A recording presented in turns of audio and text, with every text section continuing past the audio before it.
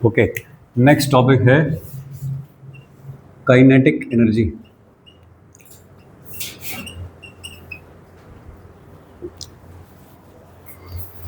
Kinetic energy देखिए, अलग अलग प्रकार की एनर्जी होती है। ये एनर्जी किस चीज से रिलेटेड है? Due to the motion. ठीक है, तो energy possessed by the particle due to its motion. Motion की वजह से जो काइनेटिक एनर्जी होती है वो है, सॉरी, मोशन की वजह से जो एनर्जी है दैट इज कॉल्ड, तो काइनेटिक एनर्जी कितनी हो गई? Half M V square. ठीक है, पार्थ वी क्या है यहाँ पे? Velocity M. वेलोसिटी तो वेक्टर होती है, तो क्या मैं इसे ओपन करके लिखना चाहूँ तो ऐसा लिखूंगा, काइनेटिक एनर्जी इज हाफ। अगर कोई बोले काइनेटिक एनर्जी को वेक्टर में लिख दो, कैसे लिखोगे? तो वी स्क्वायर को लिखोगे वी डॉट वी। ठीक है जी। इसमें देखिए फिर से एक बार, kinetic energy is equal to half of M V square. अगर मैं एक एम से मल्टीप्लाई और एक से डिवाइड कर दूं, क्या बनेगा ऊपर? ये वाली चीज क्या होगी? मोमेंटम का स्क्वायर। तो ये तो काइनेटिक एनर्जी और मोमेंटम का रिलेशन ये अपने काम आता है, या फिर ये बेस इक्वेशन है जो अपने काम आती है। Kinetic energy is equal to half of M V square, या फिर मोमेंटम के टर्म में बोला जाए तो बी स्क्वायर अपॉन 2m। ठीक है, क्वेश्चंस कैसे हो सकते हैं इस पे? अब वो छोटे बच्चों वाले सवाल तो होंगे नहीं कि मास 2 किलोग्राम का है, वेलोसिटी 2 मीटर पर सेकंड है, तो कितनी काइनेटिक एनर्जी हो बता दो। सही, यूनिट क्या होगी इसकी? अरे यूनिट जूल, डायमेंशन फॉर्मूला ऐसा। चलिए, अगर मुझको बोला जाए कि if momentum of particle is increased by 50%, तो find change in percentage change in its kinetic energy, mass remains constant।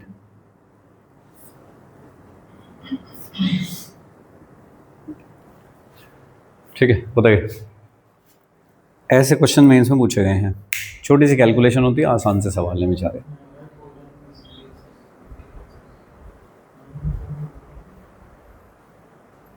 Percentage change in kinetic energy,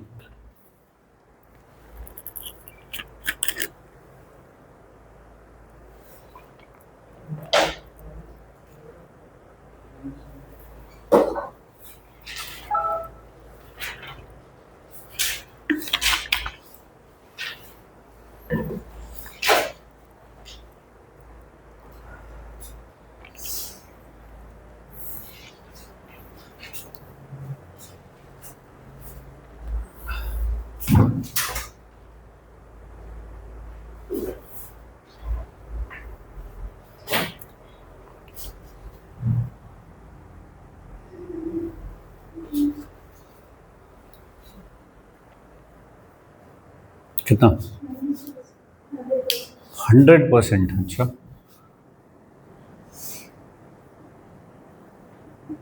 ऐसा कितना नहीं निकला? ये नहीं है आंसर, क्या? Okay, okay।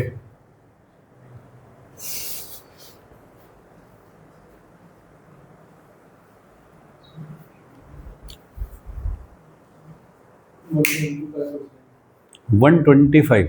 अच्छा,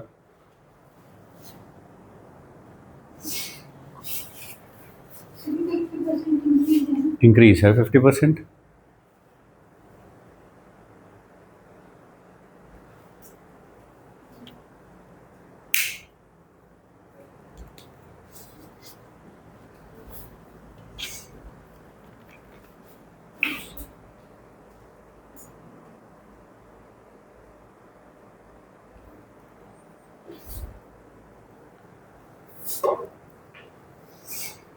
इतना भारी सवाल है क्यों भाई? ऐसा मत कर यार।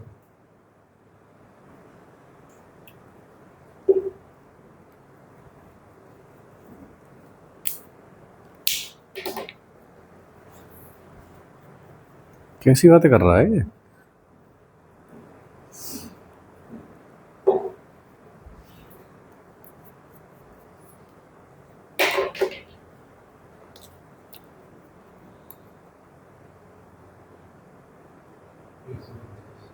एक सौ पच्चीस।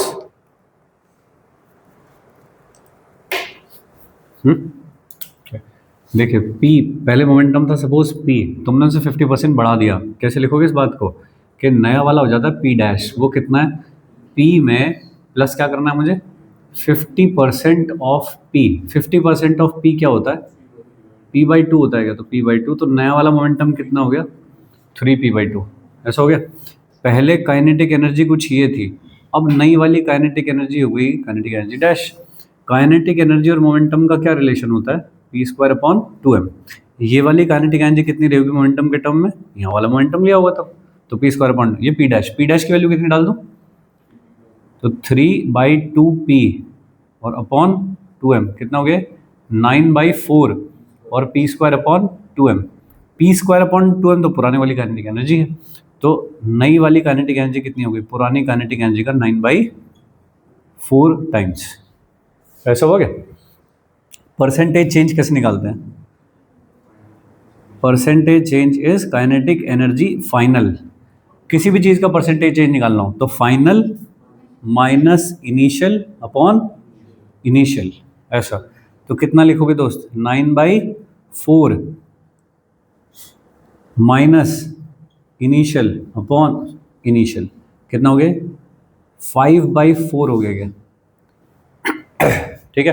क्योंकि परसेंटेज बोला है इसलिए 100 से मल्टीप्लाई भी करो इसमें, तो इसमें 100 से मल्टीप्लाई कितना आ जाएगा, तो 125, तो 125%। बोले ठीक है सर, यही सवाल एक बार फिर से, if momentum is decreased bye 2%, तो find percentage change in kinetic energy.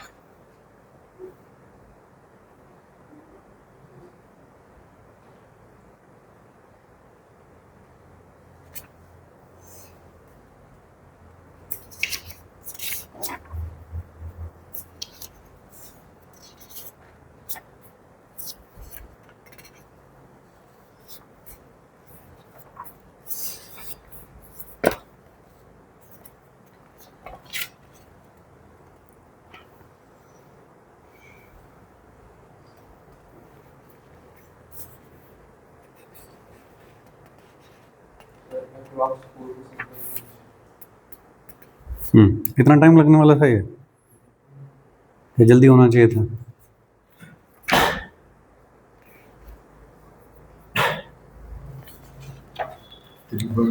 एक लाइन का सवाल था ये। देखो, kinetic energy is equal to P square upon 2m। अब ये बताइए, ये जो चेंज है ये बहुत बड़ा है कि बहुत छोटा है? छोटा है। वो तो फिर भी बड़ा चेंज था 50%, ये बहुत छोटा चेंज है। तो फिर छोटे चेंज के लिए कैसा फॉर्मूला लगा दिया जाता है? ये इज इक्वल टू, इधर कौन, 2 डेल्टा पी अपॉन पी। ठीक है, ये क्या है? डेल्टा ऑफ काइनेटिक एनर्जी, मतलब फाइनल माइनस इनिशियल, और अपॉन इनिशियल, तो ये तो चेंज है, फ्रैक्शनल चेंज। तो इसमें 100 से मल्टीप्लाई कर दो, क्या बन जाएगा? Percentage change. इधर 100 से मल्टीप्लाई कर दो, परसेंटेज चेंज। ये वाली वैल्यू कितनी दे रखी है मुझको? 2%, तो कितना हो गया? 2 इंटू 2, 4%। ठीक है, ये वाला काम इसके लिए नहीं कर पाऊंगा। ठीक है जी, कोशिश करूं अगर मैं करने की, तो यहाँ क्या रखूंगा? 50। ये वाला उसमें कितना था? 50 इंटू 200 आएगा आंसर। गलत हो जाएगा, 125 है असली आंसर। तो ये वाली चीज़ जो मैंने की है, ये वाला काम, ये कहाँ पे चलेगा? If percentage change in momentum are small. Small किसे कहते हैं? 5-7% तक हो तो उसे स्मॉल कहते हैं। 10% तक भी हो तो चल जाएगा। अगर ये 10% का चेंज हुआ, ये हो जाएगा 10 इंटू 2, 20। सही। अब 10 में अगर आप कंफ्यूज हो रहे हो कि वो छोटा है कि बड़ा है, क्या कंसिडर करना चाहिए? दोनों से करके देख लो। तो अगर मैंने इससे किया तो कितना आंसर आएगा 10% पे? 20। जबकि इससे अगर मैंने किया तो कितना आंसर आएगा? 21। तो उसमें कोई बहुत ज़्यादा डिफरेंस नहीं है। लेकिन हाँ, अगर ऑप्शन ही ऐसे दे रखे हैं 20, 21, 22, 23, फिर तो भाई मुझको ये काम करके देखना पड़ेगा। तो अगर मुझे बिल्कुल एक्यूरेट आंसर चाहिए, फिर तो मुझे ये करना पड़ेगा। जैसे तुमने अगर ये बड़े वाले मेथड से किया तो तुम्हारा 4 नहीं आएगा, कुछ और आया होगा। कितना? 3.9। अगर ऑप्शन ही ये दे रखे हैं कि 3.9, 4, 4.1, 4.2, भैया फिर तो नहीं कर पाऊंगा ये वाला काम। ठीक है, तो इससे जो आंसर आएगा वो अप्रोक्सीमेट होगा। ऑप्शन देख लेना, अगर दूर दूर है तो इससे कर पाओगे, समझ पाओगे। लेकिन अगर बिल्कुल ऑप्शन पास पास है, ज़्यादा एक्यूरेसी चाहिए, तो फिर ये वाला काम करना पड़ेगा। तो ठीक है, तो देख लो कि उससे जब हमने किया तो हमें कितना टाइम लगा करने में, इससे किया तो क्या टाइम लगा हमको करने में। सही। ऐसे ये वाला फॉर्मूला जब आप रेसिस्टेंस के परसेंटेज चेंज निकालो तब भी ये वाली चीज़ यूज़ करते हो। तो जहाँ भी कहीं पूरे फिजिक्स में परसेंटेज चेंज कुछ भी निकालने की ज़रूरत पड़ेगी, तो वहाँ पे हम ये चीज़ कर सकते हैं, प्रोवाइडेड कि जो चेंज है वो कम है, छोटे चेंज है वो। तो 5% के अंदर अंदर होते हैं, तो कोई खास दिक्कत होती नहीं है, मतलब सेम से ही रहते हैं। फिर आंसर 10% तक जाओ तब 1% का चेंज होता है, उसके बाद कहीं पे जाओगे तो फिर ठीक है। जैसे जी का परसेंटेज चेंज निकालते हैं, जब ऊपर जाओ ग्राउंड से नीचे जाओ तो उस टाइम पे जी का परसेंटेज चेंज निकालते हैं। वो भी हम अगर कुछ कम हाइट जा रहे हैं फिर तो हम निकाल सकते हैं इस वाले फॉर्मूला से। अदरवाइज हमको फिर इससे करना पड़ेगा, ये वाली चीज़ से करना पड़ेगा, फाइनल इनिशियल अपॉन यू ऐसे करके। अरे समझ गए हो? ठीक है। ऐसा उल्टा करके पूछा जाए इसको कि काइनेटिक एनर्जी का परसेंटेज चेंज इतना है तो पी का परसेंटेज चेंज कितना होगा, ऐसे बता दो। ठीक है, तो ये वाले सवाल कभी कभी मेंस में पूछे गए हैं, कोई भारी काम नहीं है। सही है, समझ गए हो? किसी भी चीज़ का ऐसा पूछा जाए तो हम निकाल पाएंगे, अरे कर पाएंगे। आगे चलें।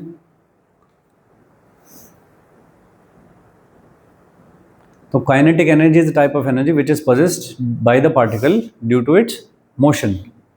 ठीक है जी।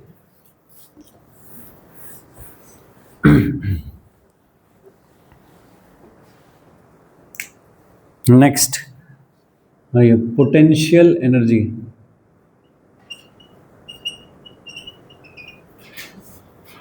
Potential energy is possessed by the system of particles। एक पार्टिकल की नहीं होती potential energy, by the system of particles due to its configuration और arrangement, due to its configuration और अरेंजमेंट। ठीक है जी, या फिर इसको कहते हैं ड्यू टू पोजीशन, कि किस पोजीशन में वो रखे हुए हैं, उस पोजीशन के हिसाब से उनकी जो एक एनर्जी होती है, that energy is called potential energy. किसकी होती है लेकिन पोटेंशियल एनर्जी दोस्त? सिस्टम किससे बनता है? एक से ज़्यादा चीज़ों से। एक अकेली चीज़ होती है तो वो सिस्टम, एक से ज़्यादा चीज़ों से जो बनेगा that will be the system of particles. किसकी वजह से? उनके कॉन्फ़िगरेशन या अरेंजमेंट की वजह से। मान लीजिए कि सिस्टम में 3 पार्टिकल हैं, ऐसे करके बैठे हुए थे पहले, ठीक है, तो उनकी एक पर्टिकुलर एनर्जी थी। लेकिन अगर आपने इन सबको चेंज करके ऐसे बिठा दिया, तो अब इनका कॉन्फ़िगरेशन चेंज हो गया, अरेंजमेंट चेंज हो गया। अब इनका अरेंजमेंट चेंज हो गया, तो अरेंजमेंट से एसोसिएटेड जो एनर्जी थी वो भी चेंज हो गई होगी। तो अरेंजमेंट के साथ एसोसिएटेड जो एनर्जी होती है that is called potential energy. ठीक है जी। जैसे कि देखो, ये एग्जांपल तुमने बहुत आराम से पढ़ा है सब कुछ, कि ये अर्थ सरफेस है सपोज, उस पर एक मास पार्टिकल रखा था ऐसे, सही है, तो अर्थ थी कहीं पे ऐसे, उस पर एक मास पार्टिकल इतना सा दिखेगा ऐसे करके। अगर मैं इस मास पार्टिकल को उठा के यहाँ पे ले जाऊं, तो क्या पोटेंशियल एनर्जी के बारे में बताओगे तुम मुझे? एच हाइट ऊपर ले गया मैं इसको उठा के, तो इसकी पोटेंशियल एनर्जी के बारे में क्या बताओगे? बढ़ गई है, कितनी बढ़ गई?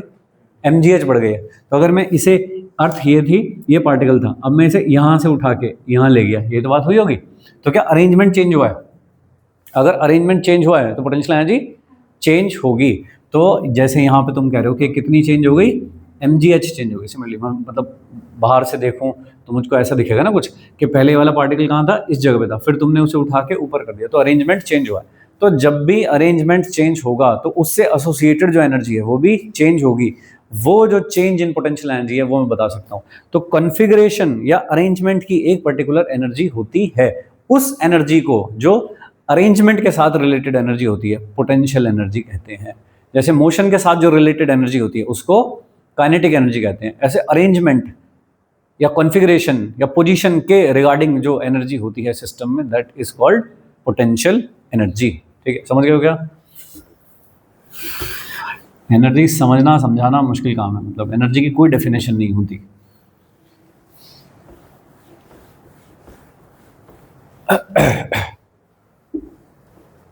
अरे ठीक है, ये बात थोड़ी सी समझ पा रहे हो, मतलब प्रैक्टिकली कैसे है ये चीज़? ठीक है, दिखेगी तो नहीं कि भाई किस चीज़ में एनर्जी होती है, दिखती थोड़ी ही हो, और पोटेंशियल तो खासकर नहीं दिखती।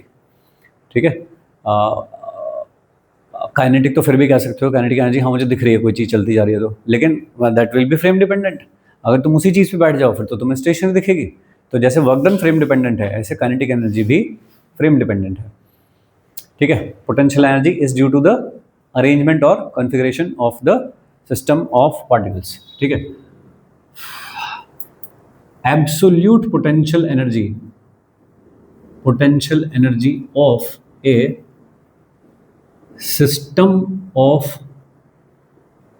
particles can never be calculated।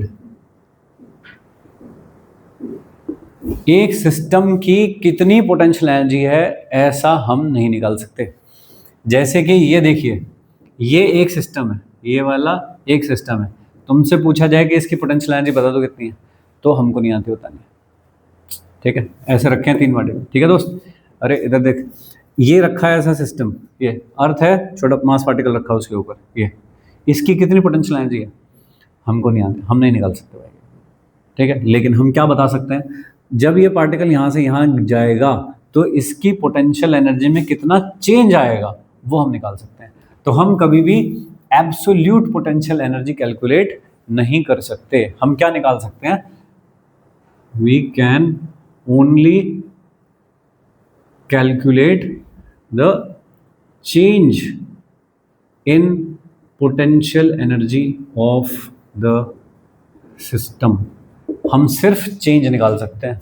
ये जो तुम mgh लिख रहे हो ना, ये u नहीं है, डेल्टा u है। चेंज इन पोटेंशियल एनर्जी कितना हुआ, कि इतनी बढ़ गई ऐसा बोलते हो ना, या ऊपर से नीचे आ गया तो इतनी घट गई ऐसा बोलते हो। तो we can only calculate the change in the potential energy of the system, we can never calculate the absolute potential energy of a system or arrangement। ठीक है जी। फिर भी हम तो लिखते हैं, जब 2 मास पार्टिकल एक दूसरे के आसपास रखे हो ऐसे, हम तो लिखते हैं उसमें कि -gm1m2/r ग्रेविटेशनल वाले चैप्टर में हम तो लिखते हैं ऐसा। कब लिख पा रहे हैं वो? जब मुझे एक रेफरेंस पता हो कि वहाँ इतनी होती है तो यहाँ कितनी होगी। तो अगर वो रेफरेंस मुझको पता हो तो मैं बता सकता हूँ। रेफरेंस मुझे कहीं मिलेगा तो है नहीं, मुझको अपने आप मानना पड़ेगा रेफरेंस, करेक्ट। तो रेफरेंस हम अपने आप अज्यूम करते हैं। तो हमारी अजम्पशन है कि इन्फिनिटी पे पोटेंशियल एनर्जी 0 होती है। ठीक है, तो for a reference we have assumed that potential energy at infinity is zero। ये हमने माना है, होता नहीं है ऐसा। हमने रेफरेंस के लिए मान लिया है कि पोटेंशियल एनर्जी इन्फिनिटी पे जीरो होती है। इस रेफरेंस के साथ अगर देखूं तो फिर मैं किसी सिस्टम की पोटेंशियल एनर्जी बता पाऊंगा, लेकिन वो तो तब हुई ना जब आप इन्फिनिटी पे जीरो कह रहे हो। इन्फिनिटी पे जीरो ना हुई तो फिर तो नहीं बता पाओगे, कुछ भी हो सकती है, नहीं पता अपने को। दैट्स वाई ये वाली लाइन इंपॉर्टेंट है कि मैं पोटेंशियल एनर्जी की सिस्टम की नहीं बता सकता एब्सोल्यूट। अगर मुझे रेफरेंस मिल जाए तब मैं फिर कुछ कमेंट कर सकता हूँ उसके ऊपर। ठीक है, किसी एक अकेले पार्टिकल की पोटेंशियल एनर्जी नहीं होती, सिस्टम की होती है पोटेंशियल एनर्जी हमेशा। ठीक है, तो ये कुछ चीजें हैं जो अपने को पता होनी चाहिए। ठीक है जी, हम सिर्फ चेंज इन पोटेंशियल एनर्जी बता सकते हैं। फाइन, उसके लिए भी हमें एक रेफरेंस चाहिए, तब हम बता पाएंगे। जैसे कि सरफेस पे एक पार्टिकल रखा है यहाँ पे m मास का, तो यहाँ पे इसकी पोटेंशियल एनर्जी क्या है मुझको नहीं पता, मैंने मान लिया कि u1 है सपोज, पता नहीं है मुझको, मान लिया मैंने answer, let this is u1। अब इस रेफरेंस से अगर ये ऊपर जाए, यहाँ पे पहुंच गया मास पार्टिकल, कितना हाइट पहुंच गया h, तो इसकी पोटेंशियल एनर्जी बदल गई होगी कुछ पहले से, क्योंकि अरेंजमेंट बदला है तो पोटेंशियल एनर्जी बदली होगी।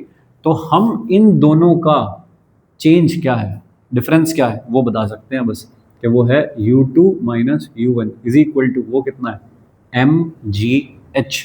इसको क्या कहते हैं, चेंज। एब्सोल्यूट नहीं है ये कि u1 कितनी है ऐसी बता दो, तो नहीं पता मैं मुझको। ठीक है, मुझको u2 माइनस u1 पता है।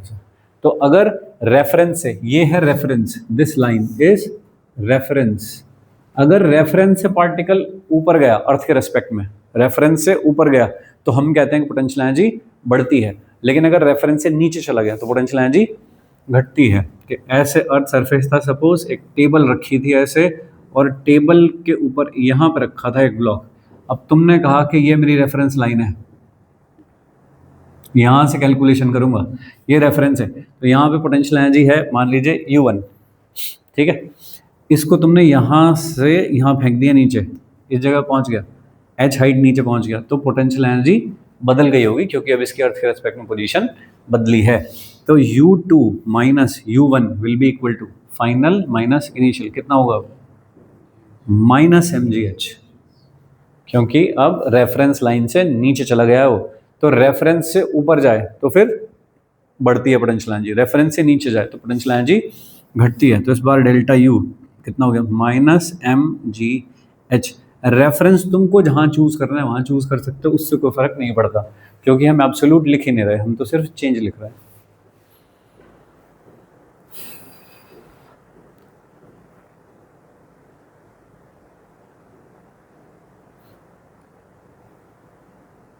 बोले समझो कैसा, पोटेंशियल एनर्जी कैसे लिखते हैं। तो स्टेप 1 क्या है पोटेंशियल एनर्जी लिखने का, रेफरेंस चाहिए, बिना रेफरेंस के नहीं लिखी जाएगी। ठीक है, फिजिक्स में कोई भी काम करते हो तो एक फ्रेम ऑफ रेफरेंस चाहिए ना काम करने को, तो भाई वो फ्रेम ऑफ रेफरेंस चाहिए पहले, तब पोटेंशियल एनर्जी लिख पाऊंगा।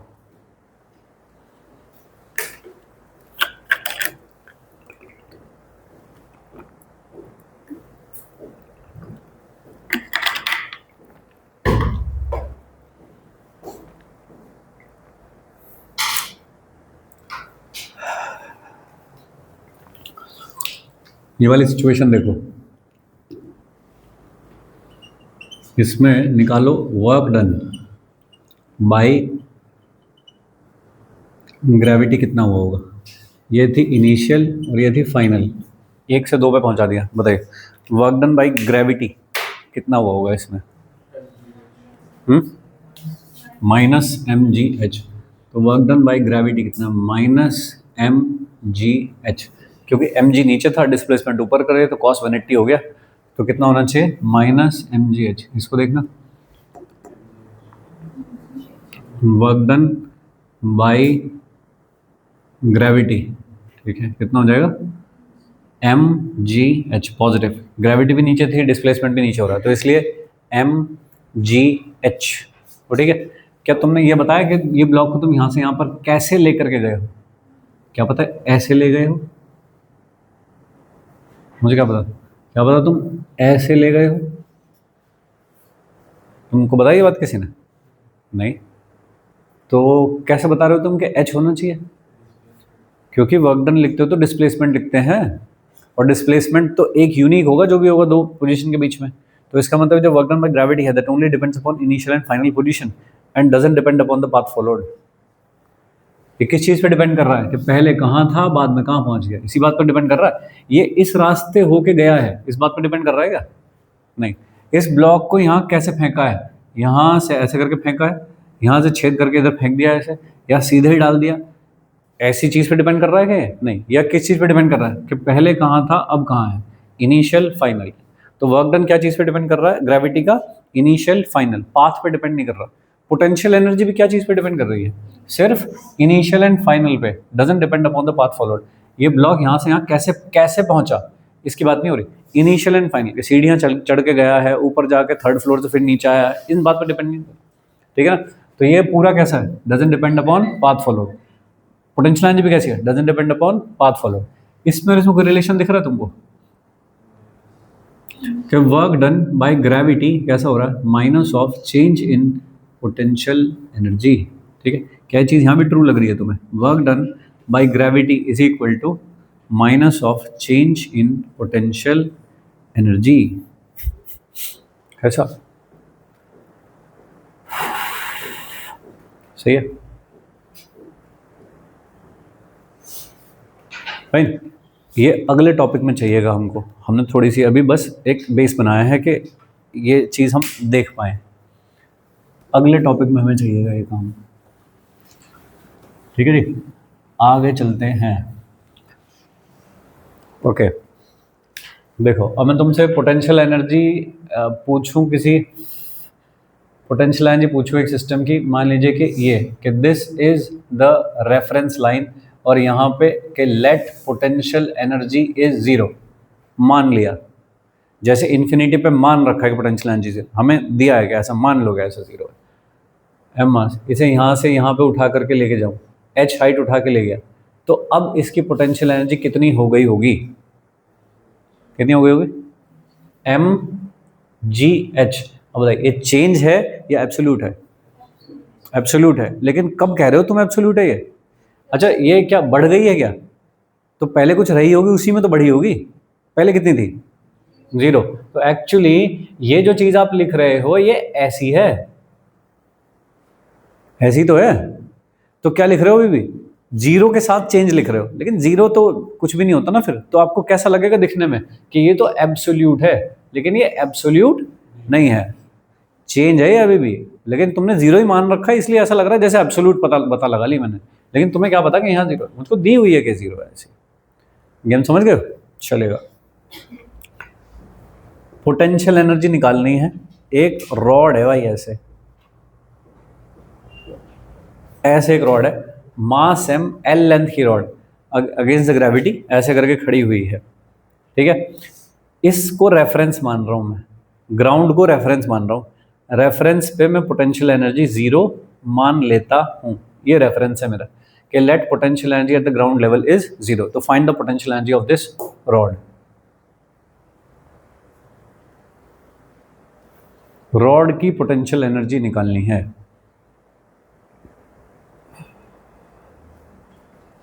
बोलो। जीरो? क्यों? इसका सारा मास जमीन पे पड़ा है। अच्छा, ऐसे थी अभी रॉड, मैंने इसे लिटा दिया ऐसे यहाँ, अब कितनी होगी? अब भी जीरो होगी। क्या कॉन्फ़िगरेशन चेंज नहीं हुआ? तो पोटेंशियल चेंज नहीं होनी चाहिए। तो फिर इसका मतलब यहाँ जीरो नहीं है, और या तो यहाँ जीरो नहीं है। कौन सी बात ट्रू लग रही है? तो अलग है, तुमने यहाँ जीरो लिखी है, यहाँ कितनी लिखी है? एमजीएच लिखी है, अलग लिखी है तुमने। तो इसमें तुम अगर जीरो कहोगे, इसमें भी जीरो कहोगे, ऐसा कैसे पॉसिबल है कि इसके सिचुएशन बदल गई और पोटेंशियल एनर्जी बदली नहीं? हाँ जी, क्योंकि ये कैसा मास था? पॉइंट मास, पॉइंट पार्टिकल, सारा मास एक ही पॉइंट पे था। यहाँ पे सारा मास कैसा है? बिखरा हुआ है। क्या करना पड़ेगा? तो इंटीग्रेशन, छोटा एलिमेंट लो इसमें, इतना कहाँ पे लिया? वाई डिस्टेंस पे। कितनी थिकनेस का? dy, उसका मास कितना होगा? डीएम, डीएम को क्या लिखोगे बताओ, मास per unit length into length, ये बात समझ गए। एल लेंथ का मास एम है तो डी वाई का कितना होगा, ऐसा। इस छोटे पार्ट को मैं कंसिडर कर सकता हूं एज ए पॉइंट मास, उसकी पोटेंशियल एनर्जी लिख दो। तो इस छोटे मास की पोटेंशियल एनर्जी कितनी होगी, D U is equal to D M G Y, M G H तो मास कितना, डी एम, जी तो जी है, और हाइट कितनी है उसकी, वाई। क्या ये एलिमेंट बदलेगा तो वाई बदलेगा, इसका मतलब वाई वेरिएबल है यहाँ पे। डी एम की जगह क्या लिख दूँ, M upon L into D Y into G और वाई, ऐसा। इसको क्या कर दूँ, इंटीग्रेट, कहाँ से कहाँ तक, 0 से एल तक। अब इसमें देखिए एम जी अपॉन एल, ये तो कांस्टेंट, अंदर कौन है, वाई डी वाई का इंटीग्रेशन फ्रॉम 0 टू एल कितना आ जाएगा बताओ सॉल्व करके, M G L by 2 is the potential energy of this rod when it is straight vertically, correct. इस पोजीशन में पोटेंशियल एनर्जी कितनी होगी, 0, क्योंकि वो तो रेफरेंस लाइन पे ही पड़ी है, सही बात, अरे ठीक है। तो ये हो गई एक सिचुएशन, तो पोटेंशियल एनर्जी कितनी है, एम जी एल बाई 2। दूसरी जो सिचुएशन है U2, उसमें पोटेंशियल एनर्जी कितनी है, 0, चेंज कितने का हो गया, U2 माइनस U1, तो क्या हो गया ये, minus M G L by 2। तो बताओ work done by the gravity क्या हुआ, माइनस डेल्टा U, ऐसा होता है, ये लिखा था पीछे अभी। तो माइनस डेल्टा U का मतलब कितना हो गया, M G L by 2, this is work done by gravity and the potential energy of the system which has distributed mass, और ठीक है, सही। अब थोड़ा आसान काम करेंगे दोस्त, अब इतना मैं इंटीग्रेशन थोड़ी करता रहूँगा, सीधे फॉर्मूला बनाना इसका। क्या लग रहा है तुमको, ये पूरी यूनिफॉर्म थी तो इसका मास कैसा मान लिया, जैसे कि L बाई 2 पे सारा मास मान लिया हो, तो एम जी क्या लिखा है तुमने, एम जी और L बाई 2, ऐसा तो लिखा है। तो तुमने ऐसा मान लिया कि सारा मास कहाँ पे, एम जी एल बाई 2 पे है सारा मास, ठीक है। तो मैं पूरी रॉड के मास को उसके सेंटर ऑफ मास पे कंसंट्रेटेड मान के, पॉइंट मास मान के लिख दूं, जल्दी हो जाएगा, समझोगे, जल्दी हो जाएगा काम, ओके। अरे समझ गए, तो मैं इतना इंटीग्रेशन सब नहीं करूंगा मालूम, फाइन। ऐसे थी एक टेबल, टेबल के ऊपर एक चेन रखी थी यहाँ पे, जिसका L बाई 3 पोर्शन नीचे लटका हुआ है, तो बाकी ऊपर कितना होगा वो तुमको पता है। पूरी जो चेन है उसका मास m है, लेंथ l है, ऐसा है, ठीक है। Find work done against gravity to pull chain back on table, chain को वापस टेबल पे खींचने में ग्रेविटी के अगेंस्ट कितना वर्क डन करना पड़ेगा।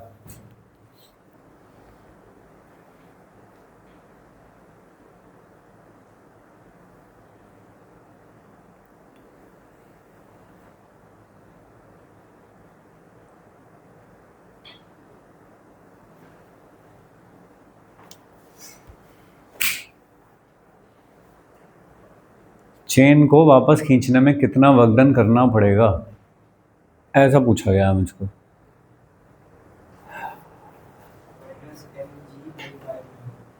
Minus M G L by, अच्छा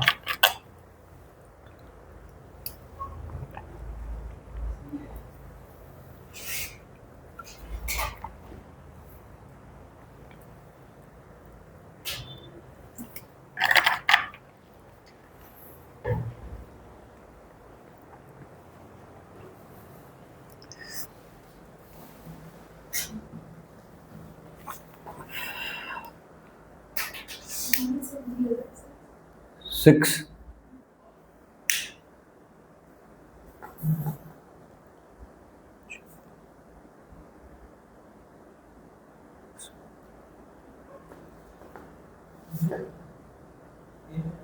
क्या, चलो आंसर देखा जाए, करोगे क्या ये बताओ पहले, तो क्या करोगे, स्टेप बाय स्टेप बताओ। तुम स्टेप खाते हो बीच में इसलिए गलत होता है तुम्हारा। सबसे पहला काम क्या बताओ? Reference line. कहाँ बनाई तुमने रेफरेंस लाइन? ग्राउंड कहाँ है? कहाँ है ग्राउंड? टेबल बना ली, चलो टेबल, ये मेरी रेफरेंस लाइन बनेगी, तो सारा जो भी कैलकुलेशन होगा सब इसके हिसाब से होगा। ठीक है, ऊपर कितना मास है दोस्त? नीचे यहाँ कितना लटका हुआ है? आगे गलती समझ में, m/3 मास लटका हुआ है नीचे। पूरी चेन टेबल पे खींचने का मतलब क्या है? इसका मतलब ये यहां पहुंच गई हुई ऊपर। रेफरेंस लाइन पे पोटेंशियल एनर्जी क्या होती है? जीरो। अभी इस सिस्टम की पोटेंशियल एनर्जी क्या है? जो ऊपर मास पड़ा है वाला, इसकी पोटेंशियल एनर्जी तो जीरो है, लेकिन जो नीचे लटक रहा है उसकी तो पोटेंशियल एनर्जी है। और जब रेफरेंस लाइन से नीचे होते हो तो पोटेंशियल एनर्जी कैसी होती है? नेगेटिव। ठीक है ना? ओके, तो तुम्हें इस वाले पोर्शन की पोटेंशियल एनर्जी निकालनी है। सही, कैसे निकलेगी दोस्त? क्या मैं इसके सारे मास को इसके सेंटर ऑफ मास पे कंसंट्रेटेड मान लूं? सेंटर ऑफ मास कितना नीचे होगा इस रेफरेंस लाइन से बताओ? L/6। तो बताओ इस वाले पार्ट की पोटेंशियल एनर्जी कितनी होगी? मास G माइनस साइन। अरे ये तो सिखा रहा हूं मैं कि मास G और सेंटर ऑफ मास की डिस्टेंस क्या है वहां से जहां से तुम निकाल रहे हो जिस पोर्शन को, तो तुम ये वाला पोर्शन निकाल रहे हो, सिर्फ ये वाले पोर्शन का मास कितना है? m/3, तो m/3 लिखा, G ग्रेविटी लिखी, और फिर इसका सेंटर ऑफ मास कहाँ है वो लिखा L/6 पे। माइनस साइन क्यों लगाया? रेफरेंस से नीचे, तो कितना हो गया? -mgl/18 is U1।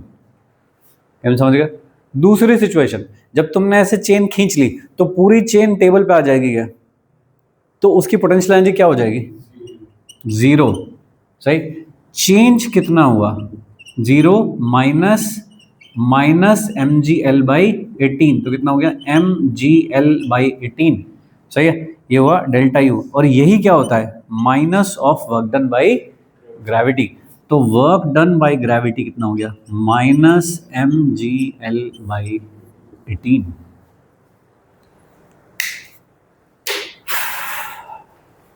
ठीक है, स्टेप सही समझोगे क्या है?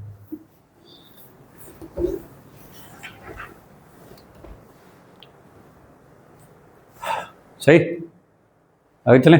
एक और देता हूं ऐसा सवाल, अब ठीक कर लेना। चलो,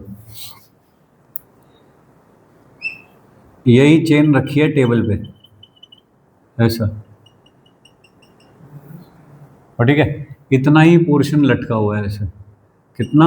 L/3। मास m है, L लेंथ है।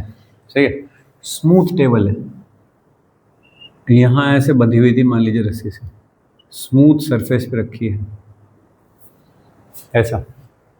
ठीक है, रस्सी काट दी तुमने तो क्या होगा?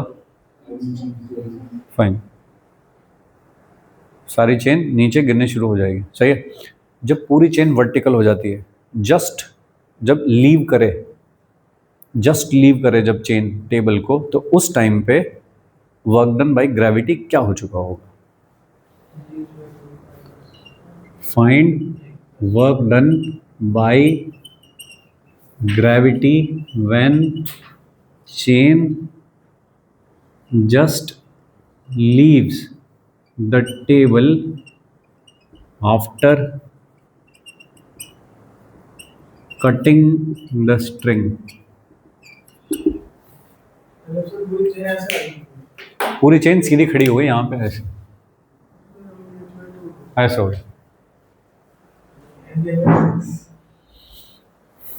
अब तुक्के मारने की क्या आवश्यकता है, सॉल्व करो। पहली सिचुएशन देखो क्या है, उसमें पोटेंशियल एनर्जी लिखो। दूसरी सिचुएशन फाइनल क्या है, उसमें पोटेंशियल एनर्जी लिखो। दोनों का चेंज लिखो, जो चेंज होता है वो minus of work done by gravity के बराबर होता है। ऐसा लिखना है तुमको बस। ठीक है, सबसे पहले एक रेफरेंस लाइन चाहिएगी, वो समझ गए होगे तुम कहाँ लिखनी है।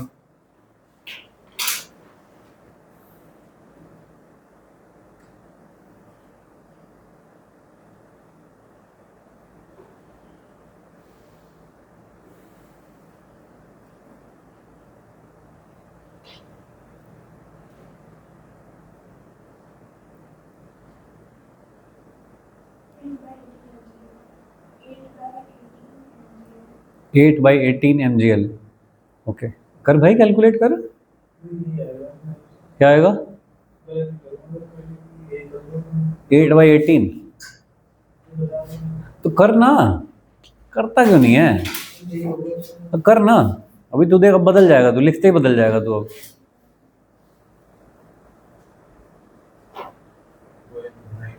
1/9, 5/9 mgl। अच्छा,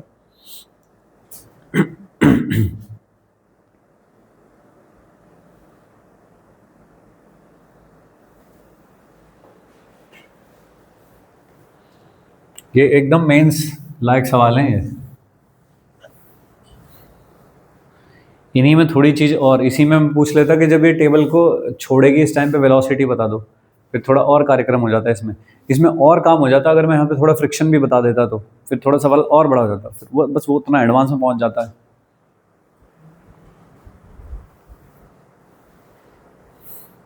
क्या किया तुमने?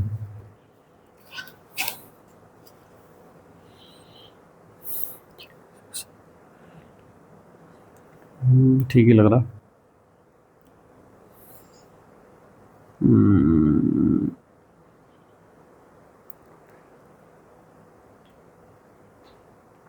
माइनस होगा प्लस। 5 पहले क्या बोल रहा था?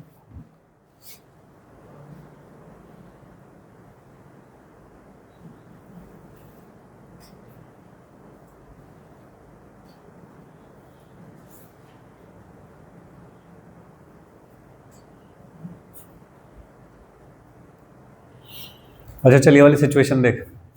इस सिचुएशन में पोटेंशियल एनर्जी बता दे। बट नहीं, ये वाली जो सिचुएशन है, सिचुएशन की होती है ना पोटेंशियल एनर्जी। तो देख फिर, ये होगी ना भाई, यही तो सिचुएशन है। तो फर्स्ट सिचुएशन की पोटेंशियल एनर्जी कितनी हो जाएगी? -mgl/18। ठीक है, एक गलती दो बार तो मत करो, नई गलती करो यार। तो अब तुम समझ गए ना कि जब तुम ये सवाल करोगे तो तुम मास गलत ले सकते हो। तो नोट करो ना ये बात कि ऐसी, ये वाला सवाल जब आएगा मैं मास गलत लूंगा, अपने आप याद रहेगा। फिर किसका मास लेना? बस इतने पोर्शन का, ये लिया जी लिया, और इसके सेंटर ऑफ मास की डिस्टेंस ली अपने रेफरेंस लाइन से, तो कितना हो गया? ऐसा माइनस क्यों लगाया? रेफरेंस से नीचे। ये तो हो गई इस वाली सिचुएशन में पोटेंशियल एनर्जी। अब ये सारी चेन गिर पड़ी नीचे, यहाँ पहुंच गई, रेफरेंस लाइन तो वहीं रहेगी ना लेकिन अभी भी। अब बताओ कहाँ पे? हाँ बता दोस्त, U2 बता कितनी है? इस वाली सिचुएशन की पोटेंशियल एनर्जी कितनी है? पूरा का पूरा मास अब तो m है, नीचे l है और l/2 है।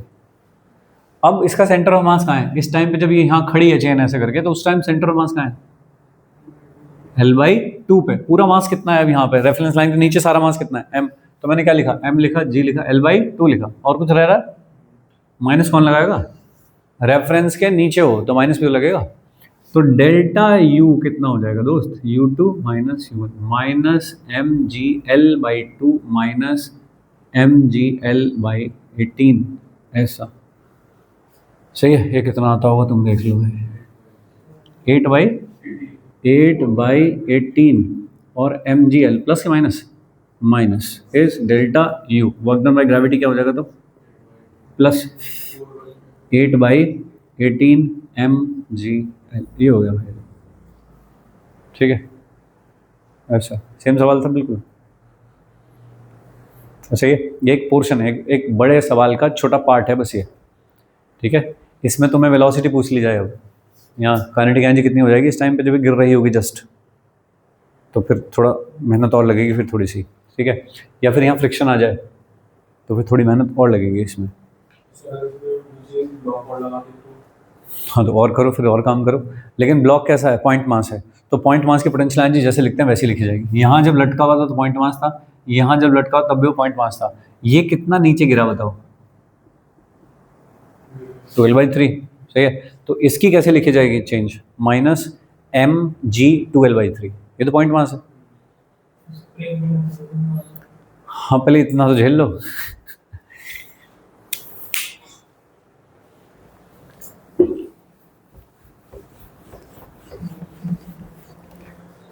लिखे potential energy stored in A stretched spring, एक स्प्रिंग है उसमें कितनी पोटेंशियल एनर्जी होती है।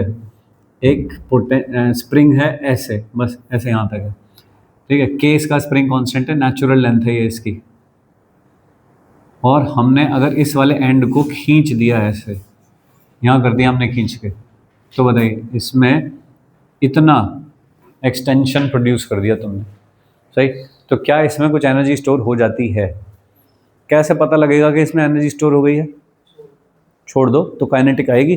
तो काइनेटिक किसके कॉस्ट पे आई होगी? पोटेंशियल रही होगी पहले, तब काइनेटिक आएगी। तो इसका मतलब इसमें पोटेंशियल एनर्जी स्टोर हो गई है। कितनी पोटेंशियल एनर्जी स्टोर हो गई है इसमें? Work done by the spring force कितना होता है? -12 kx²। इसमें पोटेंशियल एनर्जी कितनी थी इस वाली सिचुएशन में? 0। ये थी U1 0, कोई पोटेंशियल एनर्जी नहीं थी, ठीक है। इस वाली सिचुएशन में पोटेंशियल एनर्जी है, वो मैं निकालना चाहता हूँ कितनी है। तो work done by the spring force will be equal to minus of change in potential energy, यानी कि change in potential energy is equal to minus of work done by the spring force.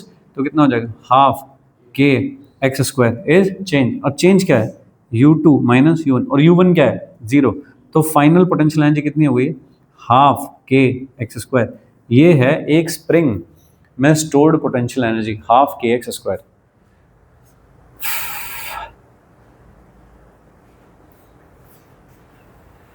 सही है भाई लोग?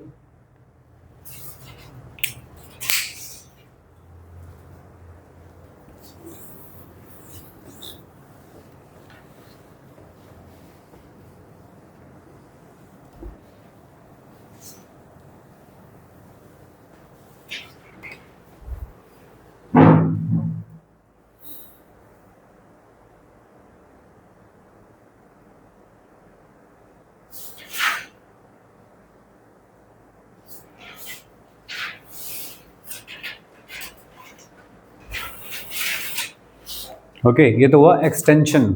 और compression में कितनी होगी? माइनस हो जाएगी पक्का।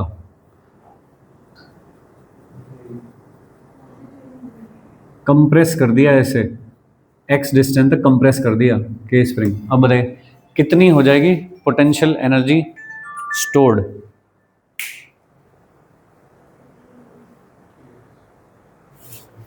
बोलो।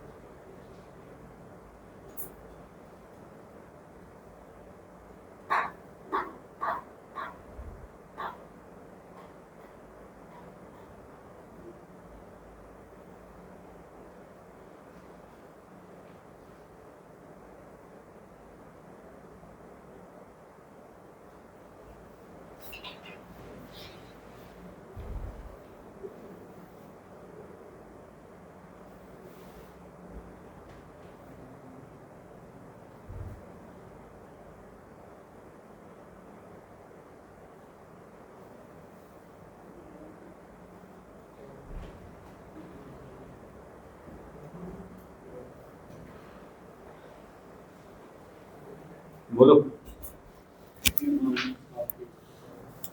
नहीं मानोगे? माइनस ही कहोगे? वर्क डन बाय स्प्रिंग बताओ, इस वाले से इस वाले केस में जाने पे work done bye spring force क्या होता है? +12 kx² होता है क्या? माइनस होता है? कल लिखा था, चेक कर लो।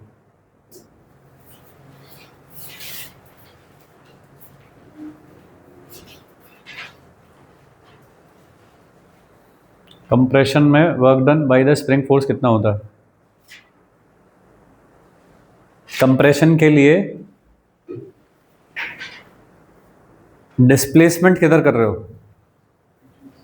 ऐसे। स्प्रिंग फोर्स कहाँ लग रहा है? ऐसे। दोनों के बीच में एंगल क्या है? तो कितना होगा? नेगेटिव होगा। 12 kx² नेगेटिव होगा। Work done by the spring force, external force का वर्क डन नहीं कह रहा। एक्सटर्नल तो ऐसे करके दबाएगा, डिस्प्लेसमेंट भी इधर हो रहा है, तो प्लस होगा एक्सटर्नल का वर्क डन तो, लेकिन हम तो स्प्रिंग फोर्स का वर्क डन निकाल रहे हैं ना कितना, तो 12 kx² ही होगा। तो इस बार भी चेंज इन पोटेंशियल एनर्जी कितना होगा दोस्त? प्लस हाफ के एक्स स्क्वायर।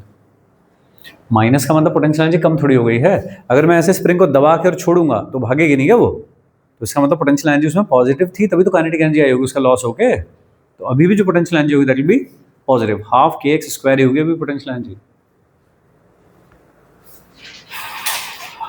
बोलो भाई।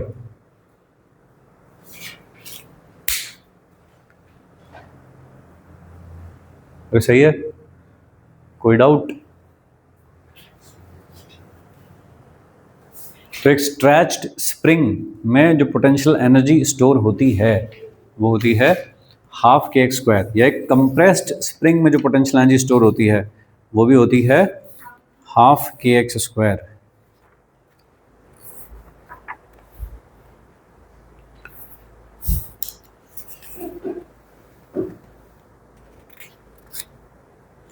बहुत आसान चैप्टर है, करने बैठोगे बहुत प्यार से सॉल्व हो जाएगा। जितना न्यूटन लॉज ऑफ मोशन में टाइम लग रहा है उतना टाइम नहीं लगेगा इसमें। आसान चैप्टर है, जल्दी सॉल्व हो जाता है। गिनती के थोड़े बहुत फॉर्मूले हैं, उनसे काम हो जाएगा। ठीक है, बड़ा समझ थोड़ी बढ़ानी पड़ेगी, एक कॉमन मैन की दृष्टि से सोचना पड़ेगा। बढ़ गया, कम हो गया, वेलोसिटी बढ़ेगी घटेगी, क्या होगा, ये सब सोचना पड़ेगा एक बार।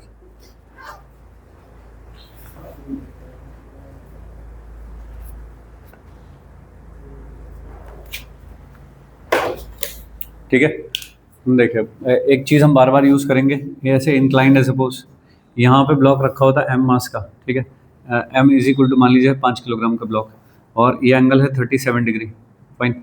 ये साइड मुझको दे रखी है कि 3 मीटर है सपोज है ऐसा, तो ये यहाँ से छोड़ दिया मैंने इसको चलने को, यहाँ इस जगह पे आ गया, पोटेंशियल एनर्जी घटेगी बढ़ेगी? अब सवाल चल रहा होता तो कहाँ रहता मुझे नहीं पता। पोटेंशियल एनर्जी घटेगी या बढ़ेगी? घटेगी। कितनी कितनी घट जाएगी, कितना डिक्रीज, कितना बताओ?